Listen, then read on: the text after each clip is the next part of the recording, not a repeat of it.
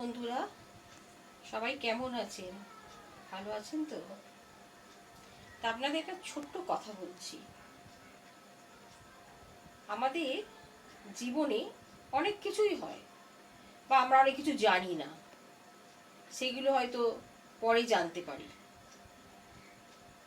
তা আমরা অনেক জামা কাপড় পরি, সেই জামা কাপড়গুলো ছোট হয়ে যায়। সেগুলো ছোট হয়ে গেলে কি করি?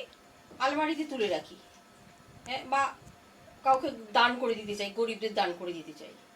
তা সেই জামা কাপড়গুলোকে যখন আপনি কাউকে দেবেন, সেই তাকে মানে সেই জিনিসটা, সেই জামা কাপড়গুলো নুন জলে ভিজিয়ে কেচে তারপর দান করবেন বা দেবেন, কাউকে পরতে দেবেন।